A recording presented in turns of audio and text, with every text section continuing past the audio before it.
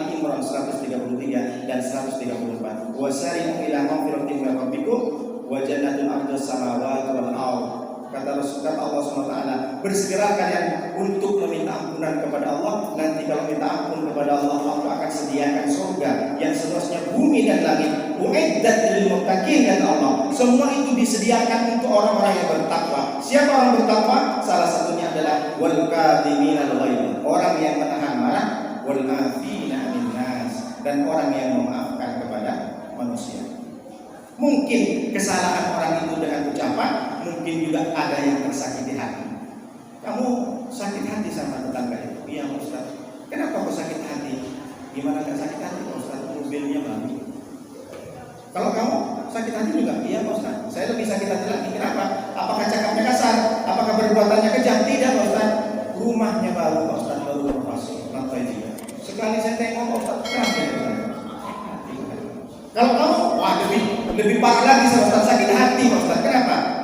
Bininya baru Ustaz. Tidak. Maksudnya bukan nambah bini, meninggal Ustaz.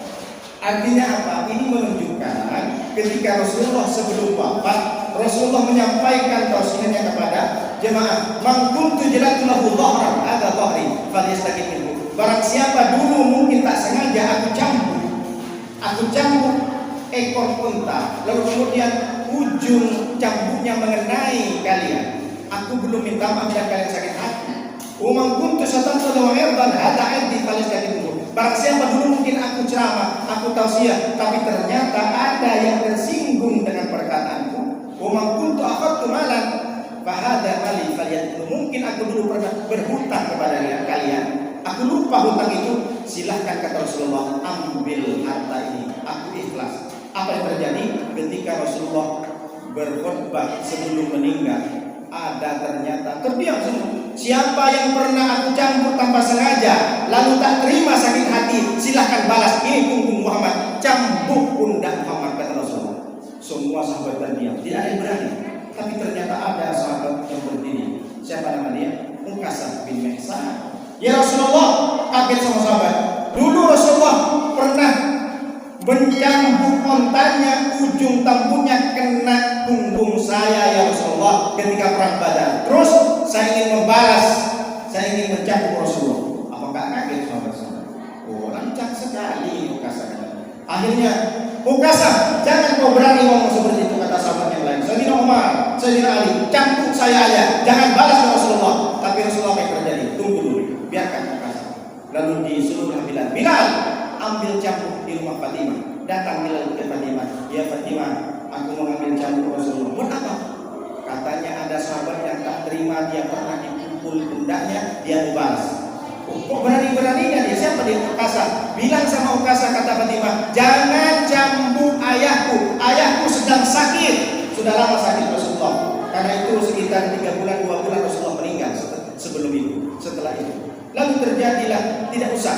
Ini perintah Rasulullah. Diambil cambuknya, dikasih ke Ukasah. Ukasah, silahkan kau maju, kata Rasulullah. Cambuk saya.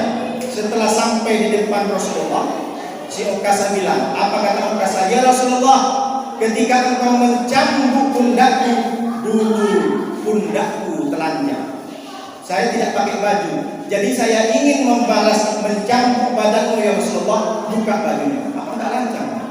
Akhirnya tambah marah sahabat, tapi Rasulullah tidak. Jangan, dibuka baju Rasulullah SAW. Lalu kemudian silahkan Ukasah kau mendekat. Nampak di perut Rasulullah ada batu yang ditali, yang diikat. Berarti menunjukkan Rasulullah ini selama berhari-hari beliau tidak makan lagi, karena sudah tidak enak. Jadi sudah diikat, berpuasa Rasulullah, kurus badannya yang putih kurus itu, tapi nampaknya sudah kurus. Mendekat Ukasah, apa yang terjadi? Dengan pegang cambuk Ukasah, justru bukan dipukul oleh Ukasah, dilempar cambuknya. Setelah itu dipeluklah rata-rata Ukasah. Ya Rasulullah, bagaimana mungkin aku bisa mencambuk kulit yang tak bisa disentuh oleh api neraka?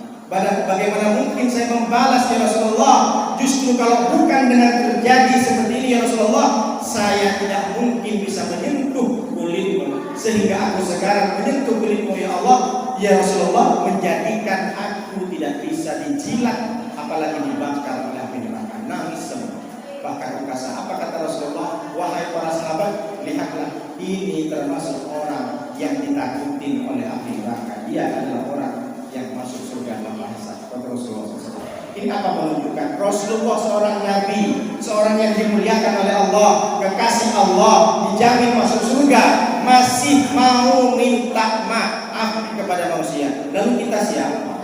Orang tua bukan nabi, tetangga bukan nabi, kita bukan keturunan nabi, kawan-kawan kita bukan nabi, bahkan kita bukan sepupu nabi. Lalu kita masih mau dendam, masih mau iri dengki, masih dendam kesumat dengan orang-orang yang telah banyak kita. Kalau kita ingin diangkat oleh Allah derajatnya tidak hanya di dunia, maka maafkan semua orang yang telah mencaci maki kita, yang telah menggunjing kita, yang telah mungkin di kantor mencemarkan nama baik dia. Pak Ustaz, seandainya dia tidak memfitnah saya masih kerja Pak Ustaz. Gara-gara lisan dia Pak Ustaz, gara-gara mulut dia yang sudah memfitnah saya Pak Ustaz, saya dikucilkan di kantor, dibully di kantor, bahkan saya dipecat. Gara-gara lisan dia Pak Ustaz. Dulu saya pernah jadi pengurus masjid, jadi pengurus RT Pak Ustaz. Hanya gara-gara orang ini Pak Ustaz, saya dicaci maki satu kelompok. Apa yang terjadi? Ya'ti yaumul qiyamati bi sholatin wa siyamin wa zakatin. Ada orang yang datang di hari kiamat bawa pahala sholat. Sholatnya bukan wajib, sholat tahajud, sholat witir, sholat taubat, sholat awabin, sholat rawatib dan sebagainya. Wasiyamin, dia datang dengan puasa. Puasanya bukan puasa Ramadan, puasa Senin Kamis, puasa Daud, puasa Ayyamul Bid, puasa Haram, puasa Rajab, puasa Syaban, dan puasa-puasa yang lain. Dia juga datang dengan pahala zakat, sedekah, bangun masjid, bangun pesantren, bangun panti asuhan. Tapi ternyata wayati qad syatama hada wa qadaba hada wa akana mala hada wa syafaqada hada wa daraba hada. Dia memang datang dengan pahala salat, tapi dia juga datang dengan qad syatama hada. Dosa dia pernah menggunjing, pernah mencaci maki, pernah sumpah serapah, pernah menzalimi orang. Dia juga punya dosa. Artinya apa yang terjadi? Fayuqta hada min hasanati. Diambil pahala salat, puasa, pahala zakat kepada orang yang pernah dia caci maki, yang pernah dia fitnah, yang pernah dia gunjingin, yang pernah dia jelek-jelekan. Wa fa in faniyat hasanatu. Ketika pahala ininya sudah diberikan kepada orang yang sudah dicaci maki, qabla ayyubda alaihi. Ternyata orang yang dicaci maki bukan cuma satu orang, masih ngantri di sana. Satu komplek di Batam, satu komplek di kampungnya, satu perusahaan, dia ngantri juga. Ya Allah, saya pernah dicaci maki, jangan masukkan orang dulu. Ternyata pahala sholat, pahala zakat cuma bisa dibayarkan kepada 1 dan 3 orang. Sementara orang yang dicaci maki, dibenci, mengantri lagi. Lalu apa yang terjadi? Ukhidah min khatayahu. Diambil sisa dosanya itu karena habis sudah pahalanya, dilempar faturihan alaihi, dilempar sisa dosanya itu kepada orang yang ini, maka summa tuliha finnar. Setelah itu dia dilempar ke neraka. Artinya jangan mengira sholat tarawih kita sudah diterima oleh Allah lalu kita masuk surga. Jangan merasa witirmu, jangan merasa sedekahmu yang banyak, jangan merasa ibadahmu, sujudmu di lantai yang banyak menjadikan kamu masuk surga. Tapi kalau kamu masih dendam, kalau kamu pernah mencaci maki, kalau kamu pernah memfitnah, jangan harap ini orang yang paling bangkrut, kata Rasulullah SAW. Maka dari sekarang maafkan. Kalau kita ingin diangkat sendiri oleh Allah, memaafkan. Hikmah dibalik Isra sebelum